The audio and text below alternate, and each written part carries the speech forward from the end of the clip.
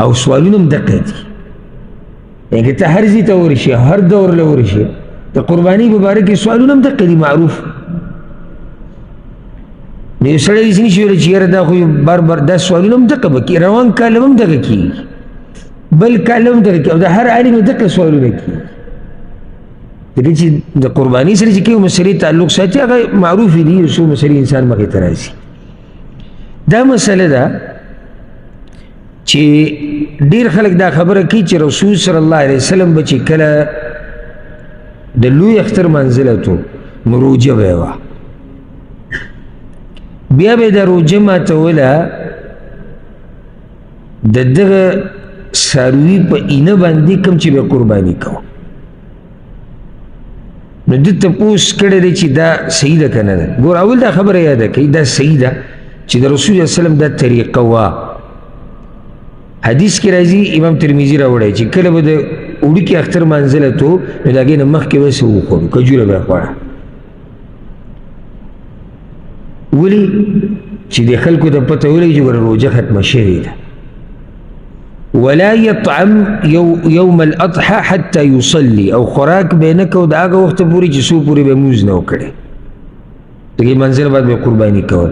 دې ته روژې سړی په دې اعتبار سره ویلی شي چې ځان یې لږ ساعت د خوراک نه بند کړی، دا هغه روژې نه ده.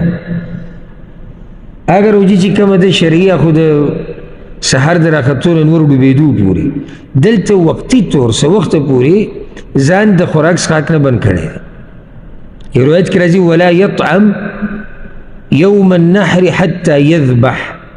د اختر په ورځ به خوراک د هغه وخته پورې نه کوو چې څو پورې به یې څاروی حلال کړی نو.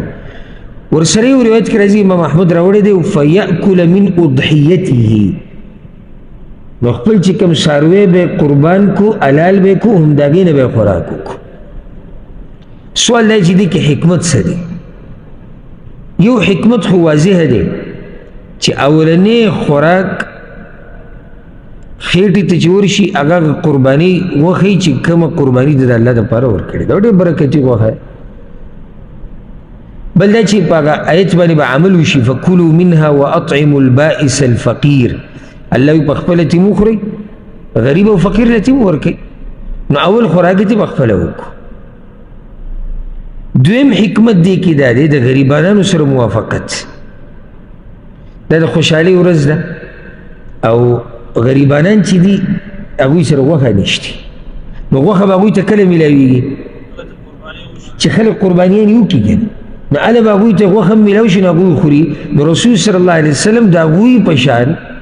ځان کو، نو چې څو پورې هغوی غوښه نه ده خوړلې رسول الله صلی الله علیه وسلم نه ده خوړلې، چې دا خوشحالي زموږ یو ځای شي.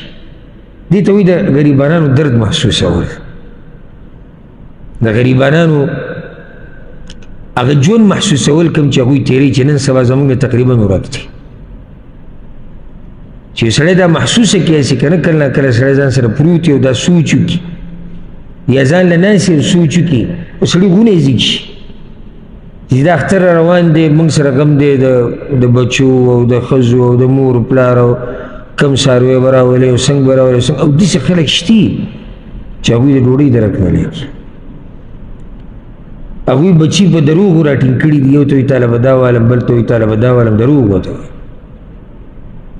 هغوی بچي په دروغو راټینګ کړي چې تاسو له به غوښه راوړو، تاسو له به دا راوړو، دغه به راوړو.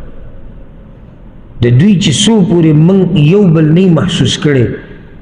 موږ هغه ورورولي نه ده قایمه کړې کوم چې موږ ته اسلام او شریعت ښوولې ده. رسول الله صلی الله علیه وسلم څه وایي؟ مسلمان او د مسلمان مثال داسې دی لکه یو بدن.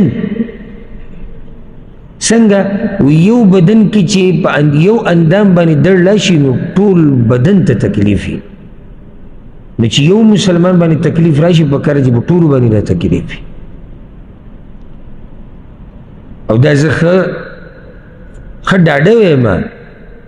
دا هم نه چې شکي خبره ده چې دا خوی په ډېرو لږو مسلمانانو کې پاتې شوی دی. موږ بس دغه غم دی چې زه زما بچي، زما ښځه، زما مور پلار او زه بس چې زه موړ یم په خېټه او زه برابر یم، نور په تندر مه لګوم. دا اوس ښه موقع روانه دی چې موږ پکې د یو بل تپوس وکړو، موږ د غریب تپوس وکړو، بچو له جامې الو غریب له ورسره یو جوړت به ووایلو هېڅ پې زموږ نه ځي هېڅ پې هم نه ځي غوښه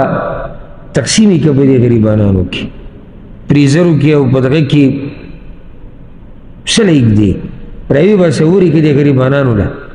خصوصا نن سبا چې کوم حالات دي اقتصادي زموږ د علاقو هغه ډېر خراب شوي دي ښه درانه خلک هغوی کور کې درک د ډوډۍ نه لګي خو هلته دا دی چې پښتنو له الله یو دا خوی ورکړی دا ټولو له نه خو اکثرو له الله دا خوی ورکړی چې هغوی د خپل عزت ډېر خیال ساتي غږ نشي کولی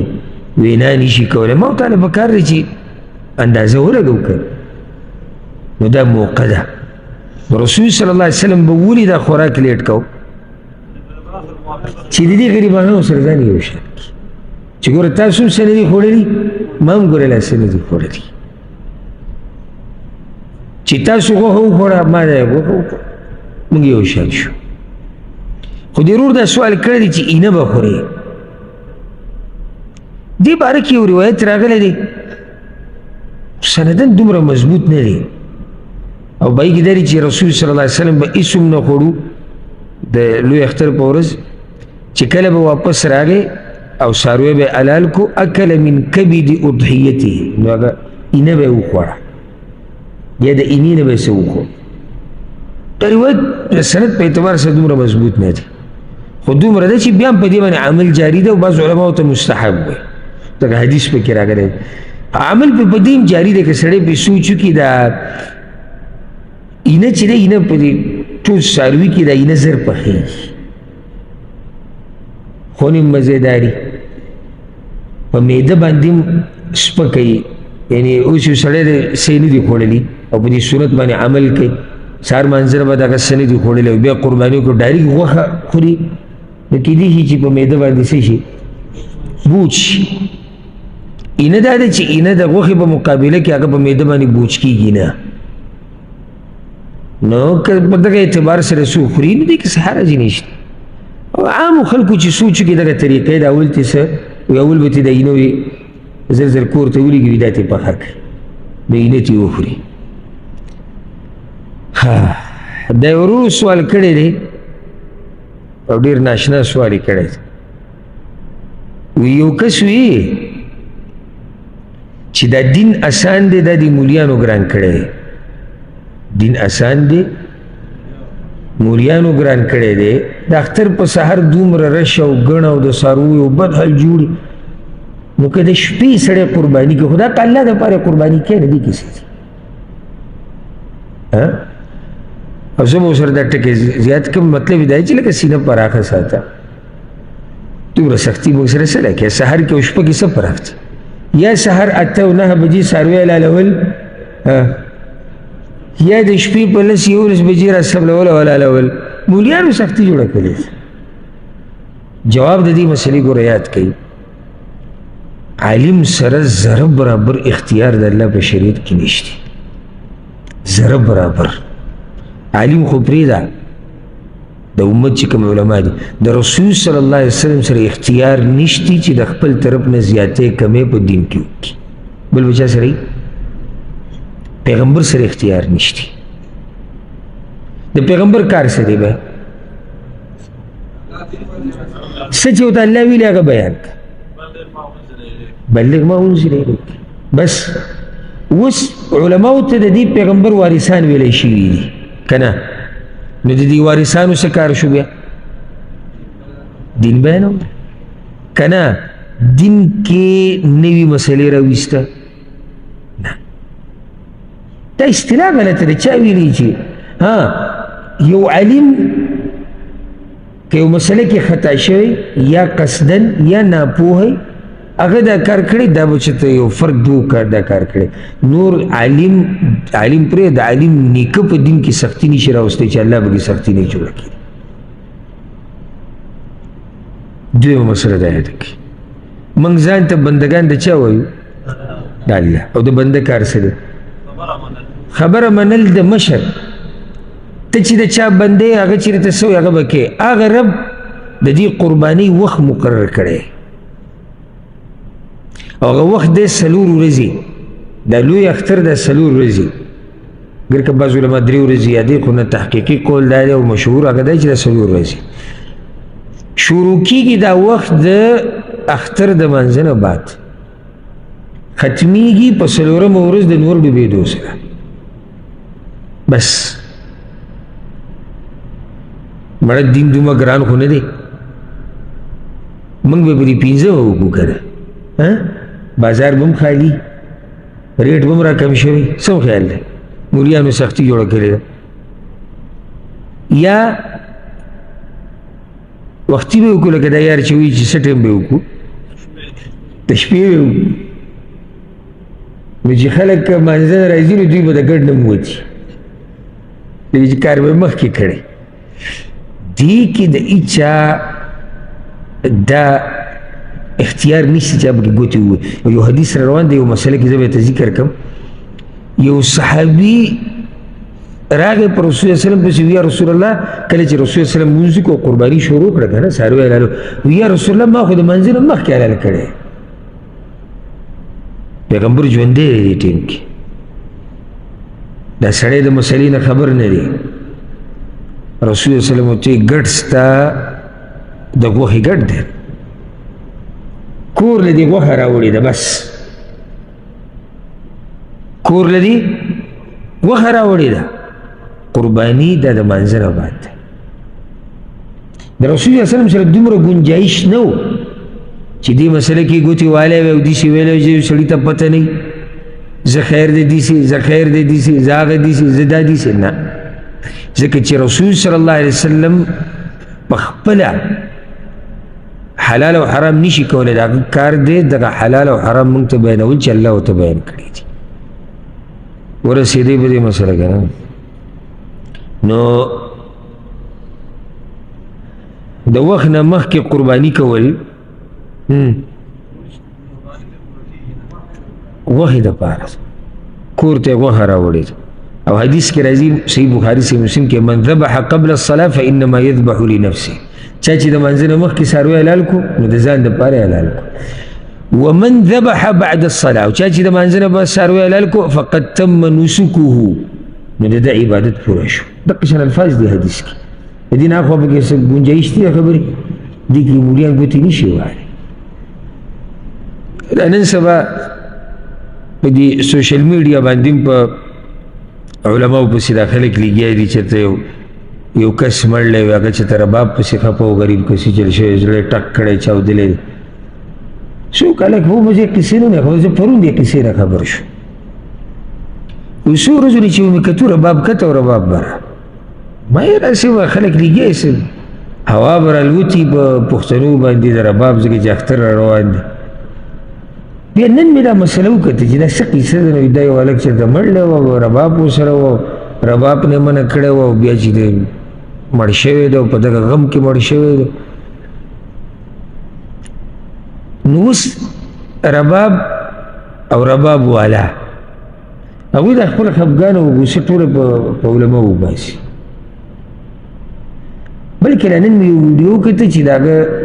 په غم کې دغه هلک په غم کې ډمان راوستي دی او رباب ټنګئ او چې د چا زړه پې خفه کېږي یو زړه دې ټکو کې وچي نو زموږ زړه بې څه خفه کېږي لکه یو سړي اوس ډمان راوستي او کېنولي د مړي به موږ چې ورته بعضو ته فاتحه وایي یا لاسنیوکې په لاسنیوکې ناستې دغه وایي رباب موږ دې خفه کېږو او زموږ زړه به ټک کوي چې دا به کومه خوش نصیب وي چې هغه مړلی او خلک پسې باچه وایي رباب پسې وایي دا خو طبعي طرف ته روانېده دي په خبره ځان پوه کول پکار دي چې الله رباب نه حرام کړی که نه علي مې نشي حرام کولی دا یاده کړئ او الله حرام کړی دی نو مور داسې بچی نه دی راوړی سره د پیریانو او انسانان او ملایک او چې څومره مخلوقات ترې راجمع شي دوی نشي حلالولی لکه چې رب حرام کړی دی نو خبره مې دا کوله چې د عالم په یو شي حلالولو حرامولو کې څه کار نشتی بس دی به پیغام د الله رسوي خلکو ته د ورو سوال کړی دی که یو سړی د څاروي په ځای پیسې خلکو له ورکړي، غریبانانو باندې پیسې تقسیم کړي. یعنې څاروی میلاویږي مثال کې په 100,000 روپۍ، دې 100,000 روپۍ راوالي او خلکو له ورکړي، غریبانو له ورکړي. دا به صحیح نه. ګوره دا خبره یاده کوي، قرباني عبادت دی، دا هم ټول منو که نه؟ منی که نه منی؟ عبادت دی، مستقل عبادت دی. وخت راغلی دی، طریقې راغلی ده، مسلې راغلی دي. او حدیث کې داسې راځي رسول الله صلی الله علیه وسلم چې څوک داسې عمل وکړي چې دین کې اصل نه، هغه عمل مردود دی. چې یو عبادت الله تفصیل بیان کړی دی او طریقې موږ ته ښودلې ده، ما ته پکې ګوتې نشي وهلی چې یاره غریب ته خو د پیسو ضرورت نه دی. دا بس په دې سرسایه کې هم دا کیسې شروع کړي، یاره غریب ته به د پیسو ضرورت نه، زر به دا کیسې شروع کړي. نو ته د الله نه ښه پوهېږي د دې غریب رب څوک دی؟ الله دی که نه؟ الله چې خپل بنده څومره پېژني ما ورته یې نه پېژني. دې رب ته پته نه و چې غریب به پیسو ته ضرورت وي، چې ته نن راولګېد او ته پکې دا کیسې کوې چې که پیسې ورکړم، چې ته ورته د قسم کفاره ورکړه غریبانو له خوراک، وایي که د خوراک په ځای پیسې ورکړه. هر ځای کې ته څنګه وایي چې زه پیسې ورکړم؟ چې شریعت تا ته ویلي خوراک نو بیا خوراک، چې شریعت تا ته ویلي چې څاروی حلالول دي بیا څاروی حلالول دي، چې شریعت تا ته ویلي چې غله به ورکې بیا به غله ورکې. لا تقدموا بین یدی الله ورسوله، الله او د الله د رسول نه مه مخکې کېږه، چې څه درته ویلي هغه کوه. نو قرباني په ځای د څاروي په ځای پیسې ورکول دا مردود عمل دی، الله یې ترې نه قبلوي. او په دې باندې امام ابن القیم رحمه الله په خپلو بعضو کتابونو کې خبرې کړې ده، وی څاروی حلالول په هغه ځای کې چې شریعت موږ ته ښوولي هغه غوره دی د پیسو د صدقه کولو نه. ولې؟ ځکه چې مقصد دلته وینه تویول دي، پیسې نه دي غریبانو له ورکول. مقصد څه دي؟ وینه تویول دي. ته چې پیسې غریب له ورکړي وینه یې توی کړه، هغه وینه نه یې توی کړې. نو دلته دا مسله یاده کړئ. ورسره دا مسله راغله ذهن ته، په دې ورځو کې دا سیکولر غونته کې خلک نه، دا لیبرل طبقې والا دوی علمانیان چې کوي دوی دا قصې شروع کړي، وی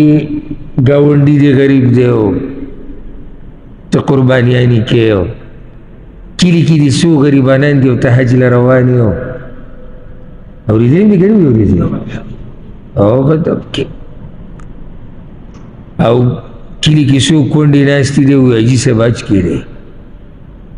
دا خبره یاده کړئ د هر ځای خپل عبادت دی. اوس څه وکړو یو سړی غریب دی او وی دا خو د الله فیصله ده چې انسانان ټول یو شان نه دي، غریبانان به پکې او مالدار به پکې، دا عبادت ټول پرېږدي. بس دغه یو قصه به کوو چې کلي کې غریبانان دي. اصل مقصد ګوره د دې خلکو د غریبانانو سره همدردي نه ده، اصل د دوی په دین باندې اعتراض دی، په دین باندې اعتراض دی. چې کله مسلمانان د قربانیانې شروع کړي بس د دې ملحدینو اعتراضات به شروع شي. څومره څاروي بې ګناه حلالولی کېږي په دې ورځ، او که دا غیر مسلمه انسانانو ملال کی که نه ورې دوی پسې پروا دی انسانان. نو ځکه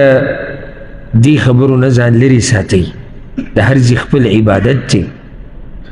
که زه اوس تاسو له ترغیب در کوم چې د غریب خیال ساتئ، ما تاسو له اوس دویم جواب کې د قربانۍ سره دا ترغیب در کو چې د غریب په دې تپوس کوه. خو زه اوس یو عبادت ختم کړم چې هغه الله موږ دپاره په شریعت کې رالیږلی په دې چې کلي کې غریب دی، خو دا غوښه هم خو دې دپاره حلالولی کېږي که نه چې څوک یې وخوري، غریبانان هم پکې وخوري. حج الله به ما لازم کړی دا یو مستقل عبادت دی، هغه څه وکړم؟ اوس یو سړی داسې ویلی شي چې یو سړي نفلي حجونو له زور ورکړی دی او دغه پیسو ته ضرورت دی، دا یو مسله ده. خو هغوی په دې نیت نه وي، د هغوی مقصد هغه په اسلام باندې اعتراض کول دی. دا ورو سوال کړی دا ډېر اهم سوال دی چې د څاروي عمر به څومره وي د قربانۍ د څاروي دې مسلې ته غوږ کولا وکړي که زما دا مسلې تاسو په توجه سره واورېدو نو ډېرې مسلې به راته حل شي که نه نه حل کېږي حل به شي خو شرط څه دی چې په توجه سره یې واورو موږ ووایو چې قرباني په بهیمة الانعام کې به کوې دې باندې خو موږ ورسېږو په بل څاروي په چرګ باندې کېږي نه ها اگر که د بعضو علماو قول پاتې شوی دی پوخا دا بعض وایي دا مسله کتابونو کې راغلې ده نو خلک ورته چې کتابونو کې خو ډېر څه راځي بلکې یو قول دا دی چې د چرګې په هګۍ باندې هم قرباني کېږي او دلیل په اعتبار سره د اقوال څه دي کمزوري دي نو صرف په دې پسې مه ګرځه چې کتاب کې مسله راغلې ده کتاب کې کمزوري مسله هم راتلی شي ها اوس د دې عمر به څومره وي نو یاد یې کړه حدیث کې دا راغلی دي چې د قربانۍ څاروی به الثني ورته ویلی او الثني اوښانو کې جدا دی غوا کې جدا دی ګډو بیزو کې جدا دی اوښانو کې هغه یو ته ثني ویلی کېږي چې د هغه 15 کاله پوره شوي شپږم کې ورننوتی څو کاله 15 پوره شوي شپږم کې ورننوتی ته مسنه وایي حدیث کې راځي لا تذبحو الا مسنه او الثني ورته هم ویلی کېږي غواګانو کې کم وي 2 کاله چې 2 پوره شوي دریم کې ورننوتی ګډانو او بیزو کې 1 کال چې په دویم کې ننوتی صرف استثنایی څه دي تاسو ګډ کې چې درته نه میلاویږي لکه یو سړی وګرځېدو په مسنه پسې چې دغه عمر کې والي ګرځي په ګډ پسې کال والا میلاو شي نه میلاویږي نو بیا دغه ځای کې گنجائش تھی الا ان يعصر عليكم فتذبحوا جذع من الضأن په ګډانو کې بیا جذعه حلالولی شي رسول صلی الله علیه وسلم جذعه هغه چې شپږ میاشتې پوره شي صرف په ګډانو کې ګوره په بیزو کې نه صرف دا گنجائش ته چا دپاره دی چې هغه ته مسنه میلاو نه شي ورته میلاو نه شو نو هغه ته د گنجائش شتي چې هغه په ګډانو کې کم یې ولال کړي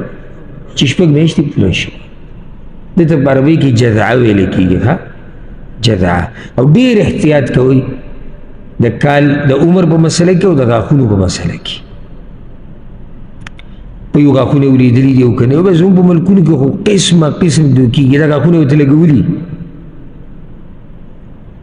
او د یعنې تعجب به وي چې را کومې دوکې روانې دي موږ وایو چې ولې زموږ په دې ملک کې برکت نشته ولې امن او امان نشته شکر وباسئ چې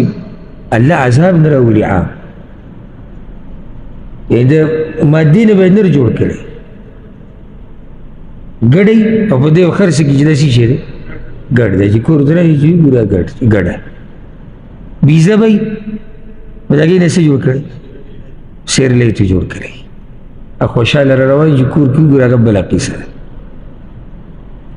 او د الله نه یریدونکي خلک ډېر لږي په دې میلو کې ګورئ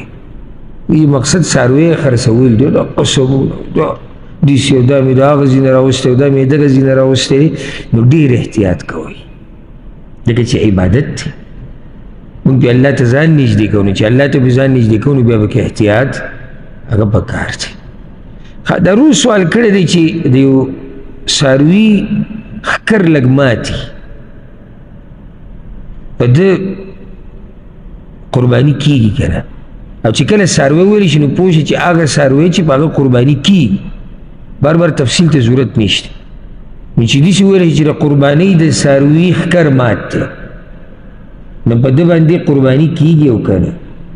جواب دا یاد کړئ دا به ته هم زه داسې جواب ذکر کړم چې ټولې مسلې پکې راشي او که دا دې یاد کړو که نه هر قسمه عیب چې په څاروي کې راتلو تا ته به جواب معلوم او که دا دې یاد کړو او که لږ ورته اوده وي لږ ویښ وي نو کېدای شي نوي مسلې پکې راوباسي دی بیا د ټولو نه خطرناک یو هغه چې پوره مسله واوري صحیح دا ډېر کامیاب یو هغه چې د سره وانه اوري لا له ولا علیه ده د خپله پیدا وکړه او د بل ته رخصت رسولی شي او ځان له رخصت ورکړو خو دا چې څه واوري او څه وانه اوري دې جاښه جوړی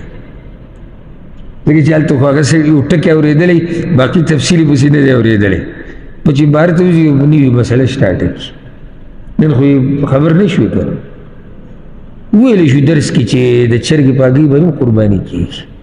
که دا اوس داسې کېدای شي زه به هغه خبرې اورېدلې چې یو قول د بعضو علماو دا دی اخوا د قصې نه ده اورېدلې چې بیا پسې ما څه ویلي دي بس اوس خوشحاله دی چې په هګۍ باندې هم څه کېږي قرباني کېږي دا نوې مسله راووته نو ځکه مسلې ته غوږ په توجه سره ایږدئ که موږ دا ووایو چې په دې باندې کېږي که نه کېږي او زه داسې جواب ورکولی شم په اسانه چې او چې ښکرې ماتي په هغه باندې قرباني کېږي خو تاسو بیا په مسله پوره ونه رسېدئ که په مسله پوره رسي نو یاد ساته څلور عیبونه دي په څاروي کې چې څلورو عیبونو کې یو عیب و په ده قرباني نه کېږي دا حدیث کې راغلي ده څلور عیبونه امام ابو داود دا حدیث راوړی دغه الفاظ داسې دي اربع لا تجزئ فی الاضاحي څلور قسمه څاروي په قربانۍ کې نه قبلیږي یو العوراء البین عورها هغه ړنده هغه څاروی چې سترګو کې نقصان دی او ښکاره دی سترګو کې نقصان دی ښکاره دی ښکاره ټکی به ورسره وایو دا رسول وسلم ویلي ولې ځکه چې بعض نقصانات ښکاري نه نو چې ښکاري نه په دې الله تعالی نه رانیسي خو چې ته مخامخ دې سترګې ته ګورې او سترګې یو تکه شنه شوې ده یا سپینه ده یا شتینه یا ړنده ده دې باندې قرباني نه کېږي حکمت په دې کې څه ښکلي نه ښکاري کېدی شي نیمګړې ده کېدی شي قیمتي نه دی کېدی شي بارک الله فیک اصل مسله دا چې د خوراک صحیح نشي کولی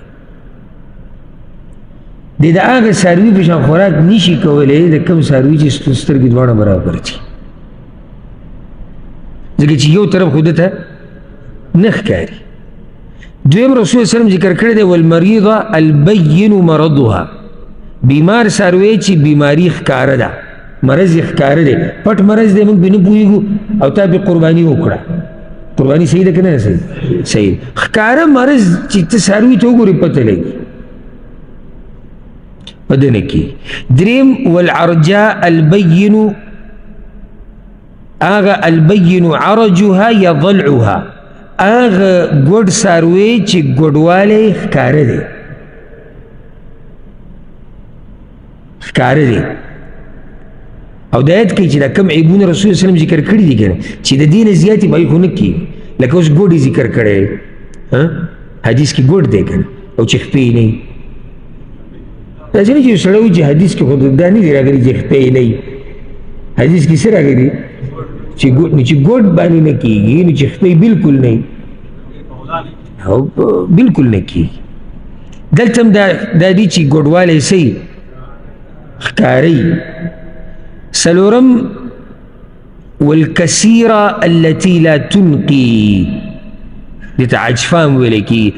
هغه کمزورې څاروی چې د هډوکو دا مغز هم ختم شوی لیدلی مې دا بعضو راسملولي مې قرباني پرې کېږي هغه پختۍ داسې ښکاري چې یو یو ته دې شمارلی شي څه پکې نه وي نو په دلته څه کېږي د دې فایده څه شو الله دپاره چې یو کار کوي چې هغه بیا د دې څلورو عیبونو نه پاک کړي او دا څلور عیبونه بنیادي دي ها د رور سوال د څه په باره کې کړی ښکر په باره کې کړی یو حدیث کې داسې راغلي دي چې غوږ کې عیبي یا ښکر کې نو په ده قرباني نه کېږي خو هغه حدیث کې د علماو اختلاف دی بعض علما هغه حدیث ضعیف کوي سند یې کمزوری دی خو دومره دی چې یو حدیث کې داسې راغلی دی، امام ابو داود راوړی دی، علي رضی الله عنه رسول صلی الله علیه وسلم موږ ته امر کړی ان نستشرف العین والاذن، چې موږ به احتیاط کوو په غوږ کې او په سترګه کې، سترګه د څاروي او غوږ کې. دلته ګوره که څوک دا وایي چې غوږ یې ذکر کړی دی، نو دی داسې نه دی ویلي چې یعنې دې کې دې بالکل عیب دی، احتیاط وکړه. نو خلاصه د مسلې دا شو، ګوره د کوم څاروي چې ښکر ماتي غوره دا ده چې ته په هغه څاروي باندې وکړې چې ښکر یې روغ. موږ غوره ټکی وایو. لکۍ یې نیمګړې ده، غوره دا ده چې په هغه یو باندې وکړې چې لکۍ یې روغه ده. غوږ کې سوری دی یا پرې شوی دی، غوره دا ده چې ته په هغه یو باندې وکړې چې غوږ یې برابر وي. چې څومره څاروی کاملي دومره قرباني غوره ده. خو دغه څلور عیبونو کې ګزاره نه کېږي کوم چې ما په اوله کې ذکر کړو. څلور کوم یې دي؟ چاته یاد دي؟ د سترګې عیب، ګوډ، بیمار، کمزور، څلور شو. هغه څنګه کې راغلي څلور ونه ذکر شو که کمزورتیا، بیماری، ګوډوالی او د سترګو عیب او چې دا ښکاري. د دې نه علاوه چې هر قسمه عیب دی هغې سره قرباني کېږي، خو غوره دا ده چې ته دې څاروی ګورې چې عیب پکې دی. او زه به ته یو بل دلیل ذکر کړم. ګوره عربۍ کې هغه څاروي ته چې دا ښکرې نه الجمه ورته ویل کېږي، په دې باندې قرباني کېږي چې د کوم څاروي ښکر نه په هغه باندې قرباني کېږي. نو چې ماتي دا ښکر شتي خو مات دی، په دې باندې کېږي؟ په دې بالکل کېږي. ګوره چې بالکل نشتي په هغه کېږي. نو چې ښکر شتي خو لږ نقصاني دی، مات دی، په دې باندې خو به قرباني کېږي. پوه شوي که نه؟ ها اخرنی سوال به دا وویلو د مړي د طرف نه قرباني کول، دا بار بار دا خلک تپوسونه کوي. شیخ الفقیه محمد بن عثیمین رحمه الله په دې ډېر تفصیلي لیکل کړي د هغې وزي کې دا خبره ذکر کړې ده. اصل دا دی چې قرباني الله رب العزت مشروع کړې ده د ژوندو دپاره، ته د مړو دپاره نه ده چې دا به د مړو دپاره، دا اصل کې ده د چا دپاره؟ ژوندو دپاره. بیا تقسیم ګوره علماو داسې کړی ده، که دا تقسیم یاد کړې مسله به ته ټوله حلی شي. د مړو د طرف نه قرباني کول درې قسمه ده. یو چې د اصل کې قرباني د خپل طرف نه کوي او مړي پکې ځان سره تابع کوي چې هغوی په ثواب کې شریک شي، دا جایز دی. لکه یو سړي مور پلار مړي دي او دی قرباني کوي په دې نیت چې الله یې ماله ثواب راکړي او زما مور پلار دی.